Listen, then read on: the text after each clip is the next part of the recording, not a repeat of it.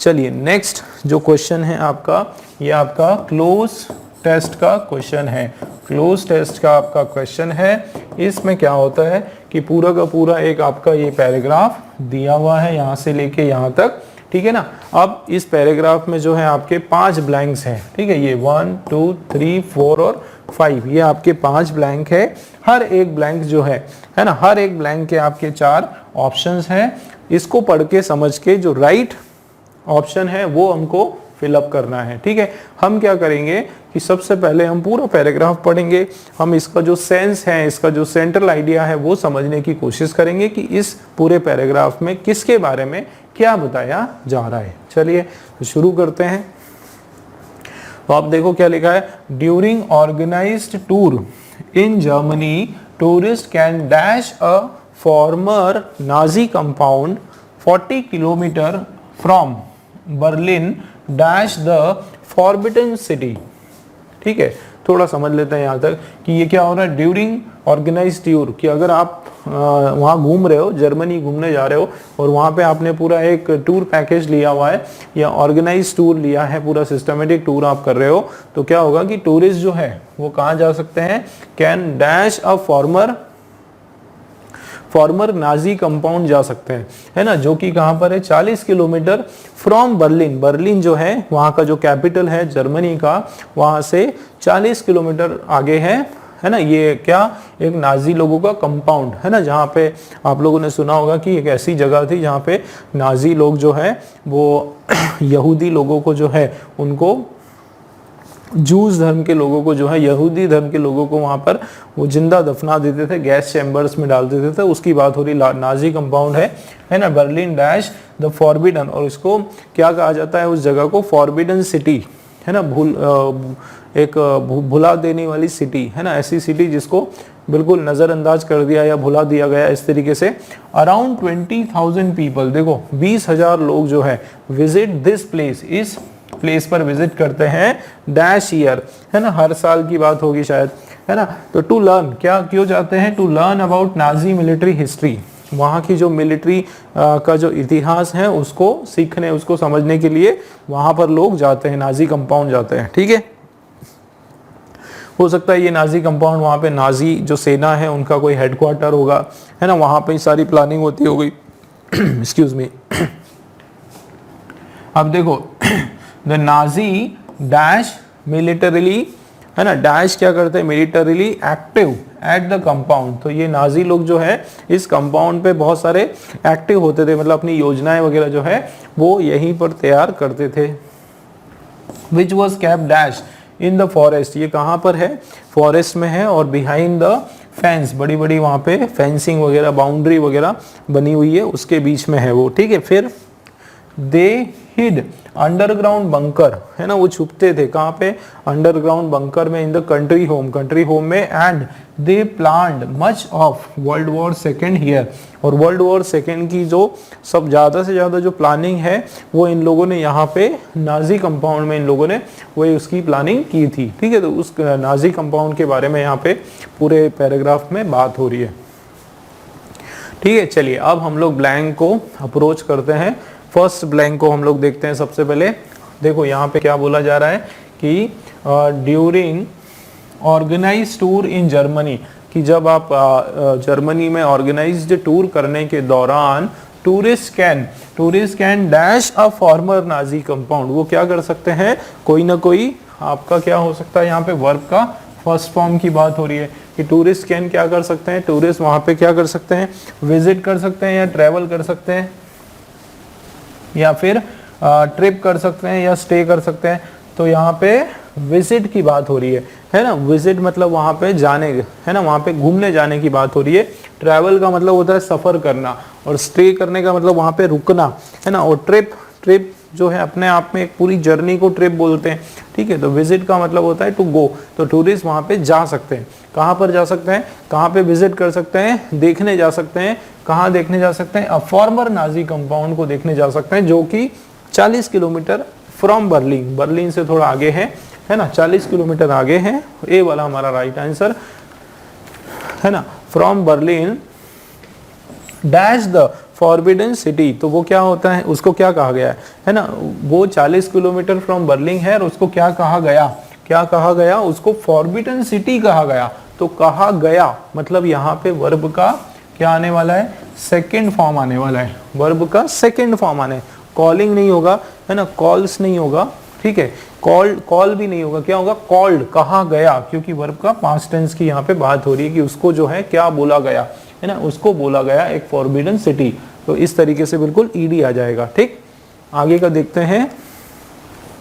Around 20,000 people है ना, around 20,000 जो लोग हैं visit this place dash year है ना। तो क्या होगा, जाहिर सी बात है कि 20,000 लोग जो है, लगभग 20,000 लोग जो है वो आते हैं इस प्लेस में, कहाँ पे, हर साल इस प्लेस पर आते हैं घूमने, हर वर्ष, प्रतिवर्ष ईच ईयर, क्या हो जाएगा, या तो ईच ईयर टू लर्न होगा या फिर एवरी ईयर, हर साल है ना। यहाँ पे क्या होगा, हर साल, होल ईयर मतलब थ्रू आउट द ईयर की बात हो रही है, वन ईयर मतलब एक साल, ऑल ईयर मतलब सभी साल। तो यहाँ पे जो एग्जैक्ट आपका जो राइट डिटरमाइनर है वो हमारा एवरी हो जाएगा। ठीक है, every year to learn about Nazi military, sorry Nazi history. फिर आगे देखो 18 वाला कि द नाजी डैश, देखो ये the Nazi dash militarily active at the compound. तो नाजी जो है, देखो नाजी डैश मिलिटरीली एक्टिव, तो नाजीज जो लोग थे वो क्या थे, देखो सबसे पहले तो ये नाजीज है ना, नाजीज है मतलब ये एक से ज्यादा है, पूरी की पूरी उनकी पार्टी या उनकी पूरी टोली है ना, पूरी नाजी की जो आर्मी है और जो भी नाजी में जो बिलीव करते थे वो सब के सब लोग जो है, तो ये प्लूरल नाउन है, तो कोई प्लूरल वर्ब आने वाला है ना, क्या आने वाला है, कोई प्लूरल यहाँ पर वर्ब आने वाला है। तो आप देखो प्लूरल वर्ब आपके पास एक ही है, ठीक है, ये आपका पास्ट टेंस का सिंगुलर है, पास्ट टेंस का ये आपका क्या है, सिंगुलर है, ठीक है, ये भी आपका जो है परफेक्ट टेंस का आपका सिंगुलर है ना, और हैव जो है वो भी आपका प्रेजेंट टेंस का, मतलब प्रेजेंट परफेक्ट का जो है प्लूरल है। तो हमको जो है क्या चाहिए, प्रेजेंट में नहीं पास्ट टेंस में चाहिए और प्लूरल फॉर्म में चाहिए, ठीक है, पास्ट में चाहिए हमको और प्लूरल चाहिए, ठीक है ना, पास्ट में प्लूरल चाहिए। तो ये वर आपका जो है एकदम अप्रोप्रिएट हो गया, द नाजीज वर, पास्ट की बात हो रही है, पिछली बात हो रही है ना, तो ये आपका सही है, नाजीज वर मिलिटरीली एक्टिव, बहुत एक्टिव थे इस कंपाउंड पर, विच वॉज कैप्ट है ना, जो कि क्या रखा गया, विच वॉज कैप्ट डैश है ना, वो डैश रखा गया इन द फॉरेस्ट, वो फॉरेस्ट में कैसा करके रखा, छुपा करके रखा, बिहाइंड द फेंसेस, बड़ी बड़ी फेंस के पीछे उसको क्या करके रखा, उसको ढाक करके रखा, उसको डिस्क्लोज नहीं किया, उसको छुपा करके रखा, दुनिया से दूर रखा, ठीक है, हाइड करके रखा बेसिकली। तो विच वॉज केस मिस्टीरियस मतलब एक तरह अजीब सा है ना, मिस्टीरियस मतलब मैजिकल, वो सेंस में नहीं आ रहा है। सेक्रेट जो है किसी होली प्लेस को बोलते हैं, सेक्रेट का मतलब होता है होली का मतलब धार्मिक, कोई रिलीजियस है ना, रिलीजियस, तो यहाँ पे वो भी नहीं हो रहा है। विच वॉज केप्ट कॉन्सील्ड का मतलब होता है हाइड, ठीक है, हाइड करके रखा, ठीक है, क्या करके रखा, हाइड करके रखा या अनडिस्क्लोज्ड करके रखा, दुश्मनों से जो है उसको बिल्कुल अनडिस्क्लोज करके रखा, छुपा करके रखा, ठीक है। तो ये आपका जो है कॉन्सील्ड जो है वो बिल्कुल आपका सही हो जाएगा, ठीक है, क्लियर है। चलिए एक मिनट, हाँ ये आगे पढ़ते हैं। तो दे हिड, देखो यहाँ पे लिखा हुआ है हाइड करके रखा, छुपा करके रखा, दे हिड अंडरग्राउंड बंकर, वो छुपते थे कहाँ पर, अंडरग्राउंड बंकर में छुपते थे देश में, कंट्री होम्स में। And they planned much of world war second, ज्यादा से ज्यादा जो वर्ल्ड वॉर सेकेंड का जो पार्ट है वो इन लोगों ने इस पर्टिकुलर नाजी कंपाउंड में प्लान किया, ठीक है, क्लियर है। चलिए नेक्स्ट क्वेश्चन नंबर 20 आपके सामने है, इसमें क्या करना है, अच्छा डायरेक्ट इनडायरेक्ट का आपका ये क्वेश्चन है, ठीक है, ये आपका डायरेक्ट फॉर्म में दिया हुआ है। देखो क्या लिखा है, मिस्टर पुरी, ठीक है, said to me, mister Puri ने मुझसे कहा, ठीक है, क्या कहा, why are you taking down this fence, भाई why are you taking down this fence, taking down का मतलब होता है टू निकालना है ना, उस फेंस को हटाना, टेकिंग डाउन जो है इसका मतलब होता है रिमूविंग, ठीक है। Why are you removing this fence, भाई क्यों हटा रहे हो इस फेंस को, है ना। तो ये किसने कहा, मिस्टर पुरी ने कहा। तो चलिए डायरेक्ट इनडायरेक्ट का थोड़ा सा देख लेते हैं। यहां पर हमारा डायरेक्ट और ये आपका जो है इनडायरेक्ट। देखो सबसे पहले तो ये क्या हो रहा है, देखो प्रश्न पूछा जा रहा है ना। कौन सा है ये, इंट्रोगेटिव है।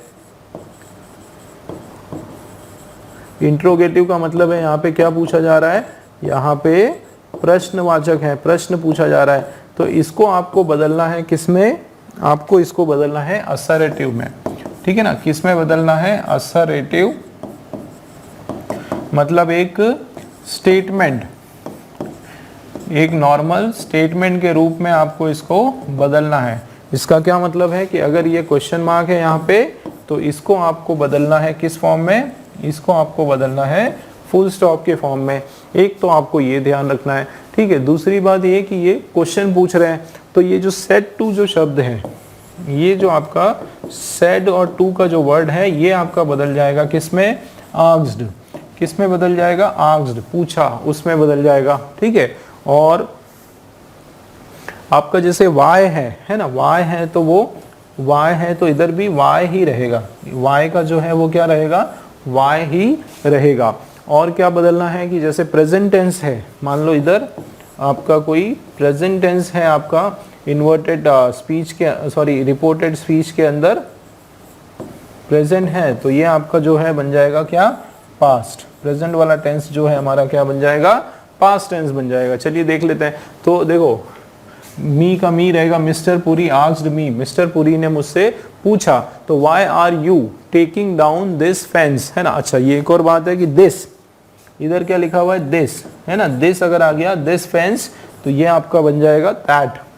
क्या बन जाएगा, ये आपका दैट फेंस, है ना। ये वाली फेंस का वो वाली फेंस बन जाएगा।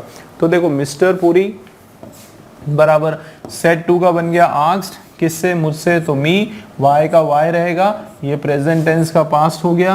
और यू जो है, यू किसके लिए, मी के लिए, मेरे लिए, है ना। तो यू का मी, मेरी, मुझी से बात कर रहे हैं ना, तो यहाँ पे भी आई हो जाएगा। क्या हो जाएगा, ये आई हो जाएगा। और ये टेकिंग डाउन जो है पूरा का पूरा आपका एक फ्रेज है, ठीक है, एक फ्रेजल वर्ब है ना। टेकिंग डाउन मैंने बताया, उसका रिमूविंग क्या होता है, इसका मतलब रिमूविंग, हटाना, है ना। दिस फेंस, तो ये दिस जो है यहाँ आपका गलत हो गया, ये दिस नहीं होगा, इसका इसके बदले क्या है, दैट हो जाएगा। तो एक वर्ड के कारण जो है ये पूरा रॉन्ग हो गया।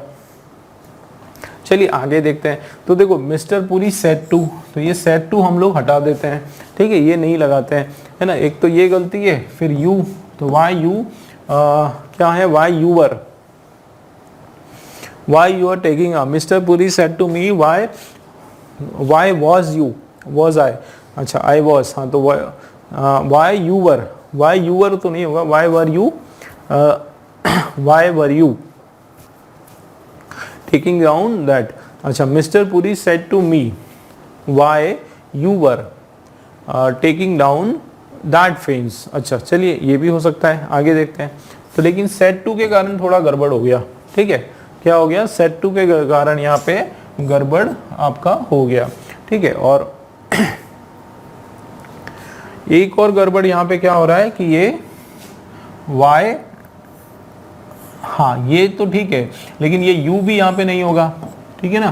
क्या होगा, u भी आपका जो है, u का क्या बन जाएगा, I। एक और चीज मैं आपको बताता हूँ दोस्तों कि जब हम इंट्रोगेटिव सेंटेंस लिखते हैं, ठीक है ना, जब हम इंट्रोगेटिव सेंटेंस हम लिखते हैं, तो उस कंडीशन में जो है ध्यान दीजिए, उस कंडीशन में आपका देखो YWH वर्ड आया, ठीक है, Y आया, उसके बाद जो है, उसके बाद आपका क्या आएगा, ऑक्सिलरी वर्ब, है ना। ऑक्सिलरी वर्ब या फिर हेल्पिंग वर्ब आएगा, दोनों एक ही होता है। और उसके बाद जो है, उसके बाद जो है आपका क्या आएगा, सब्जेक्ट आएगा। क्या आएगा, सब्जेक्ट आएगा। और उसके बाद जो है आपका मेन वर्ब या जो भी दूसरी चीजें हैं वो आने वाली है। लेकिन जब आप उसको असर्टिव करते हो, जब उसको आप स्टेटमेंट के फॉर्म में चेंज करते हो, जब उसको आप असर्टिव करते हो, तो क्या हो जाएगा, वाई तो अपनी जगह रहेगा, ठीक है ना, वाई अपनी जगह पर रहेगा, लेकिन ये जो चेंज हो जाएगा, यहाँ पे पहले क्या आ जाएगा, सब्जेक्ट, पहले सब्जेक्ट आ जाएगा, उसके बाद फिर आपका जो है ऑक्सिलरी वर्ब आएगा और फिर आपका जो मेन वर्ब या जो भी दूसरी चीजें हैं वो आएगी। ठीक है, तो ये इंटरचेंज हो जाएगा। आप देखो यहाँ पे, तो ये इंटरचेंज तो बराबर है, पहले आपका सब्जेक्ट आ गया, इधर आपका ऑक्सिलरी वर्ब आ गया, लेकिन यू के बदले जो है यहाँ पे आई होना था, तो एक तो ये गड़बड़ है और दूसरा यहाँ पे आस्क्ड होना था, तो ये गड़बड़ है, तो ये बी वाला आपका रॉन्ग हो गया।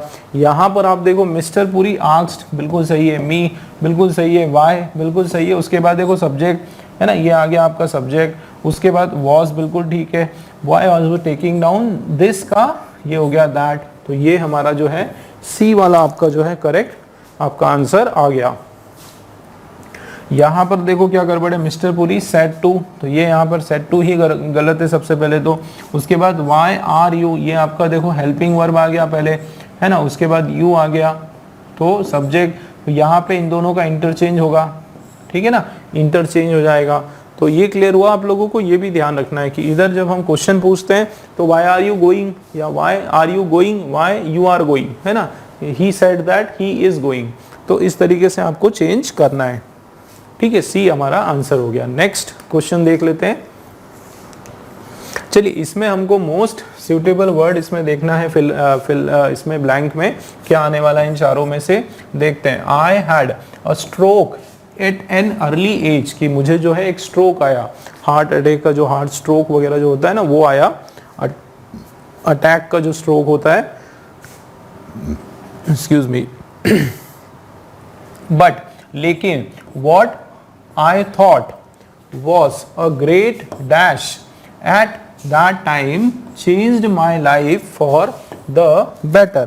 चलिए, तो क्या कहा जा रहा है कि I had a stroke, कि मुझे एक स्ट्रोक आया था, कब आया था, जब अर्ली एज, जब बचपन की पूरा पहले जब मैं छोटा था तब की बात है ना, मेरे बचपन के समय में अर्ली एज में मुझे एक स्ट्रोक आया था, लेकिन है ना, देखो यहाँ पे एक सेंस की बात हो रही, अब इसका जस्ट अपोजिट होगा, कॉन्ट्रास्ट होगा, ठीक है, कि लेकिन What I thought was a great, कि क्या जो मैं सोच रहा था कि वो एक बहुत ग्रेट क्या होगी, मतलब जो स्ट्रोक आना, अब जाहिर सी बात है जब किसी को स्ट्रोक आता है, अटैक आता है, तो उसको क्या होगा, उसका एक ग्रेट, कोई नेगेटिव सेंस में बात हो रही है, उसके लिए दुर्भाग्य की बात होगी, कोई उसके लिए बहुत बड़ी मजबूरी की बात होगी, है ना। तो वो जब उसने क्या सोचा कि ये मेरे साथ एक तरह से, मेरे साथ जो ये स्ट्रोक आया है, मेरे साथ ऐसा हुआ, तो मेरे साथ क्या हुआ, एक कोई नेगेटिव चीज की बात हो रही है ना, कि मेरे साथ कोई नाइंसाफी हुई है, कोई ना कोई नेगेटिव चीज की बात हो रही है, मतलब इनजस्टिस हुआ है ना, उसके साथ उसको क्या लगा कि मेरे पास क्या हो रहा है, एक इनजस्टिस हो रहा है एट दैट टाइम, उस समय ऐसा लग रहा था कि मेरे पास कुछ गलत हो रहा है, मेरे साथ कुछ गलत हो रहा है,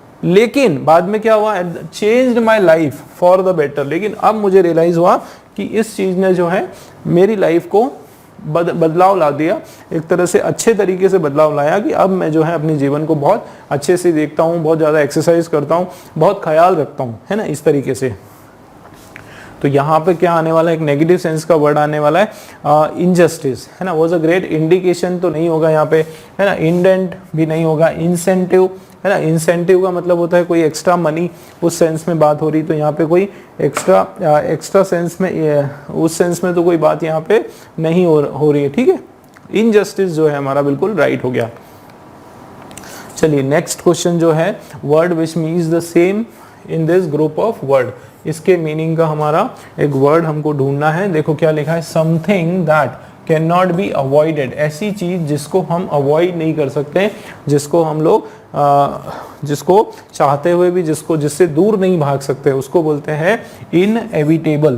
क्या कहा जाता है ऐसी चीजों को, इनएविटेबल उसको कहा जाता है, ठीक है, आपको याद रखना है। इनडेलिबल का मतलब होता है that can not B erased, इसका मतलब होता है that can not B erased, जिसको मिटाया ना जा सके, ऐसी चीजें जिसको मिटाया ना जा सके। और इनफॉलिबल का मतलब होता है that can not be corrected, है ना, that can not be corrected.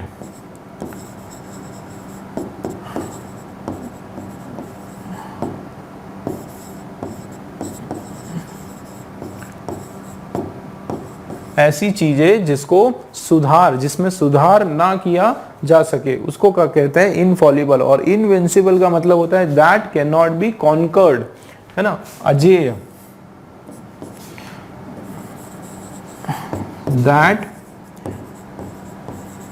cannot be conquered, है ना, जिसको हम अजेय बोलते हैं, जिसको जीता ना जा सके, है ना, जिसको जीता ना जा सके वो अजेय होता है ना, जिसको सही ना किया जा सके वो आपका इनफॉलिबल होता है ना, और जिसको मिटाया ना जा सके, अमिट जिसको बोलते हैं, क्या बोलते हैं, अमिट, जिसको मिटाया ना जा सके वो होता है इनडेलिबल, और जिसको अवॉइड ना किया जा सके, जिसको नकारा ना जा सके वो होता है इनएविटेबल। ठीक है दोस्तों, क्लियर है। चलिए नेक्स्ट क्वेश्चन आपके सामने है, इसके अंदर हमको मोस्ट अप्रोप्रिएट वर्ड इसमें फिल करना है। देखो क्या लिखा है, we have little choice early in life but as we grow older choices dash. देखो यहाँ पे क्या बात हो रही है कि देखो we have little choice early life, जब हम छोटे होते हैं, हमारे लाइफ के जीवन के शुरुआती जो पल हैं वहां पर हमारे पास बहुत ही कम चॉइस होती है, लिटिल चॉइस होती है, कम होती है ना, कम चॉइस होती है। इसका क्या मतलब है, ये आपका नेगेटिव सेंस है, यहाँ पे क्या है, नेगेटिव है, लेकिन इधर क्या आ गया आपका, बट आ गया। अब बट में क्या होता है दोस्तों कि अगर इस साइड आपका सेंटेंस पॉजिटिव सेंस का है तो जाहिर सी बात है इधर जो है वो आपका नेगेटिव सेंस का हो जाएगा। उसी तरह से अगर यहाँ स्टार्टिंग नेगेटिव सेंस में है तो इधर जो है अब अगला जो सेंटेंस है वो क्या हो जाएगा, पॉजिटिव सेंस में हो जाएगा। तो यहाँ पर क्या बात हो रही है कि हमारे पास बहुत ही कम चॉइस होती है हमारे जब हम छोटे होते हैं, लेकिन जैसे जैसे हम बड़े होते हैं चॉइसेस क्या होती है, जाहिर सी बात है यहाँ पर कोई पॉजिटिव सेंस का वर्ड आने वाला है तो चॉइसेस क्या हो जाती है, चॉइसेस धीरे धीरे क्या हो जाती है, अबाउंड हो जाती है ना, क्या हो जाती है, अबाउंड हो जाती है। इसका मतलब इंक्रीज, चॉइसेस जो है वो धीरे धीरे बढ़ जाती है, तो इंक्रीज जो है वो आपका बिल्कुल राइट ऑप्शन हो जाएगा। ठीक है ना दोस्तों, इंक्रीज जो है वो सही आपका ऑप्शन हो जाएगा। ठीक है, एग्रीवेट जो है एग्रेसिव से रिलेटेड कोई वर्ड है, ठीक है, एग्रेसिव रिलेटेड, अफ्लोड मतलब जो फ्लोड करता है उससे रिलेटेड कोई वर्ड है, तो ये यहाँ पर हमारा जो है अबाउंड वर्ड जो है इंक्रीज उसका मीनिंग होता है, बिल्कुल राइट ऑप्शन आपका हो जाएगा। ठीक है, चलिए तो नेक्स्ट हम लोग वर्ड देख लेते हैं। अच्छा इसका भी मैं बता देता हूँ, ये जो आपका होता है क्या, अड्रिफ्ट, अड्रिफ्ट का मतलब होता है जो किसी से not tied to anything, not tied to anything, है ना, ये होता है आपका नॉट टाइड टू एनीथिंग। और अफ्लोट का मतलब होता है on the surface which is not sinking, जो डूब नहीं रहा है। अफ्लोट का मतलब होता है on the surface, on the surface which is not sinking, जो सरफेस पर है और क्या नहीं हो रही है, वो सिंक नहीं हो रही है, उसको कहा जाता है। और अग्रवेट का मतलब होता है making things verse, make things verse, और भयानक और भयंकर चीजों को कर देना, वो होता है एग्रेवेट, चीजों को और ज्यादा वर्स बना देना, खराब कर देना। ठीक है, उस सेंस में बात हो रही है। चलिए तो नेक्स्ट क्वेश्चन देख लेते हैं, ये हमारा जंबल का क्वेश्चन है ना, रीअरेंज का आपका क्वेश्चन है। ठीक है ना, रीअरेंजमेंट का आपका क्वेश्चन है। इसमें हम देखते हैं क्या हमारा स्टार्टर होगा, है ना, या फिर पेयरिंग से भी हम लोग इसको सॉल्व कर सकते हैं। ठीक है ना, पेयरिंग से। चलिए देखते हैं क्या पेयरिंग आपकी बन रही है।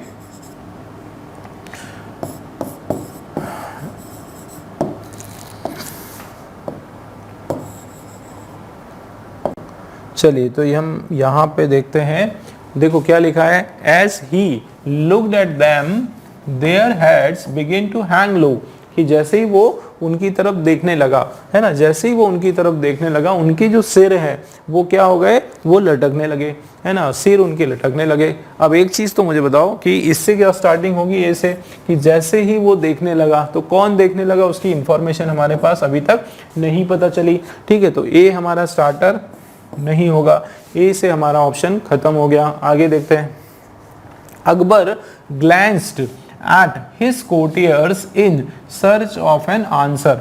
देखो इसका क्या मीनिंग है कि अकबर जो है उसने ग्लैंस किया, मतलब देखा, उसने नजरों से देखा किसकी तरफ, अपने कोर्टियर्स की तरफ, है ना, अपने दरबारियों की तरफ देखा। क्यों देखा? इन सर्च ऑफ आंसर, तो उत्तर की तलाश में, आंसर की तलाश में। ठीक है, तो ये भी स्टार्टर तो हमारा नहीं होगा। अकबर ने जो है अपने कोर्टियर्स की तरफ देखा, आंसर की तरफ। भाई किस आंसर की बात हो रही है? ऐसा लग रहा है ना कि इसके पहले कुछ ना कुछ बोला गया होगा, तभी उसने कोई पूछा होगा, कोई क्वेश्चन पूछा होगा उसने, तभी तो आंसर की बात हो रही है। तो यहाँ पे बी भी हमारा स्टार्टर नहीं है और बी हमारा ऑप्शन में भी नहीं दिया है। चलिए आगे देखते हैं। Once Akbar asked his courtiers a very strange question।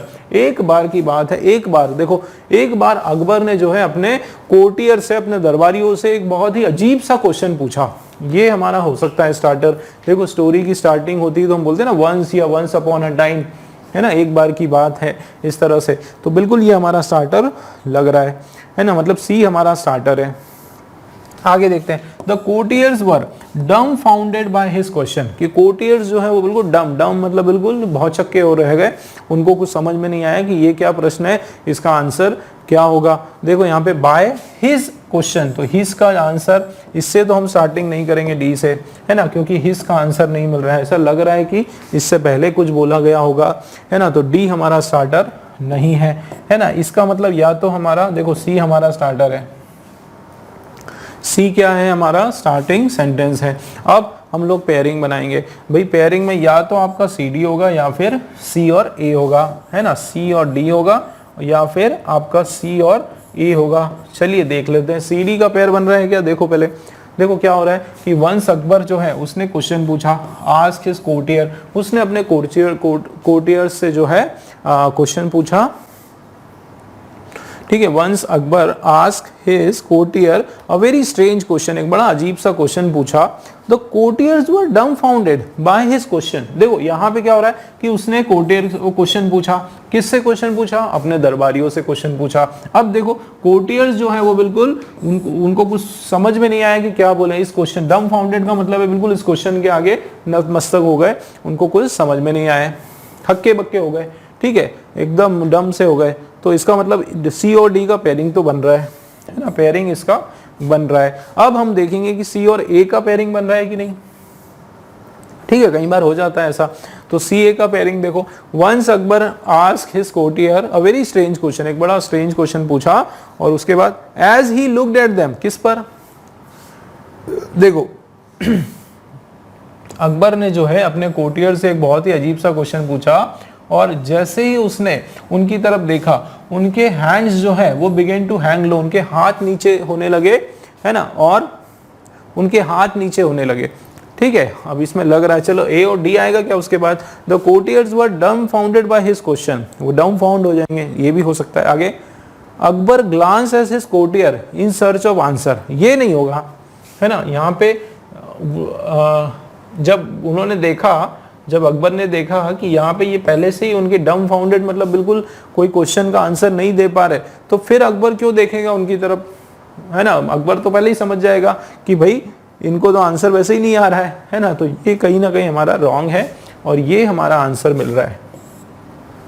ठीक है ना, ए वाला हमारा आंसर मिल रहा है। चलिए हम लोग पेयरिंग बनाते हैं। सी डी का पेयर तो हमने बोला था बन गया कि एक बार अकबर ने जो है अपने कोर्टियर से पूछा और कोर्टियर जो है वो सबके सब आंसर नहीं दे पाए। उसके बाद अकबर ने क्या है देखा, है ना, उस क्वेश्चन सुन के आंसर नहीं दे पाए, ऐसा है, क्वेश्चन सुन के बिल्कुल वो हो गए, इधर उधर बगले झांकने लगे, मतलब उनको समझ में नहीं आया, इतना कठिन क्वेश्चन लगा उनको, है ना। अकबर ने देखा अपने कोर्टियर्स की तरह इन सर्च ऑफ आंसर के लिए। एज ही, जैसे ही, देखो यहाँ पे अकबर ने ग्लांस किया, देखा, मतलब ये भी लुक है, और देखो जैसे ही उसने देखा, है ना, जैसे ही उसने देखा तो उनकी जो सिर है वो झुक गए, है ना। मतलब पहले क्या हो रहा है कि अकबर ने उनकी तरफ देखा आंसर्स के लिए, और जैसे ही फिर उसने देखा तो सबके जो सिर है वो झुक गए। तो ये आपका बिल्कुल बी और ए का आपका पेयरिंग बन रहा है, बी और ए का आपका पेयरिंग बन रहा है। देखो कैसे, अकबर ने देखा उनके कोर्टियर्स को किसमें, आंसर की तलाश में, और जैसे ही उसने देखा सबके सिर झुक गए। तो बिल्कुल आपका ये पेयरिंग है, मतलब बी और ए का आपका पेयरिंग है। आप इस तरीके से भी निकाल सकते हो, बी ए का आपका पेयरिंग है, ए वाला ऑप्शन आपका बिल्कुल राइट है दोस्तों। ठीक है, ए ऑप्शन हमारा राइट।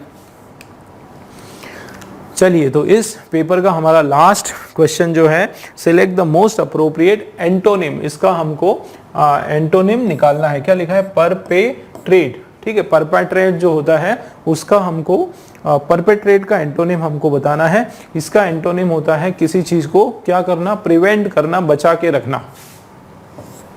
परपेट्रेट का एंटोनिम क्या हो जाएगा? प्रिवेंट। तो परपेट्रेट जो है इसका क्या मतलब होता है? परपेट्रेट का एक आपका वर्ब है, ठीक है, इसका मतलब होता है टू एग्जीक्यूट। ठीक है, क्या हो जाएगा? Execute, EXECUT, execute, to execute या टू परफॉर्म या टू कमिट। ये इसके सारे ये सिनोनिम्स ही दिए हुए। ठीक है, परपेट्रेट का मतलब ही होता है टू एग्जीक्यूट करना, या किसी चीज को परफॉर्म करना, या किसी चीज को कमिट करना। ठीक है, कमिट करना, उसका अपोजिट जो होता है किसी चीज को स्टॉप करना, किसी चीज को रोकना, प्रिवेंट करना। ठीक है, प्रिवेंट करना, उसको रोकना, या उसको क्या करना? उसको स्टॉप करना। ठीक है, क्या हो जाएगा? उसको स्टॉप करना। तो ये हमारा जो है बी वाला हमारा राइट आंसर हो जाएगा। ठीक है दोस्तों, चलिए, तो ये हमने यहाँ पर हमारे 25 क्वेश्चंस ओवर हुए, और उम्मीद है कि आपको इसका मेरा जो एक्सप्लेनेशन है वो समझ में आया होगा, है ना, आपको ज़रूर इससे फ़ायदा हुआ होगा। और चलिए मिलते हैं अगले क्वेश्चन पेपर के सोल्यूशन में।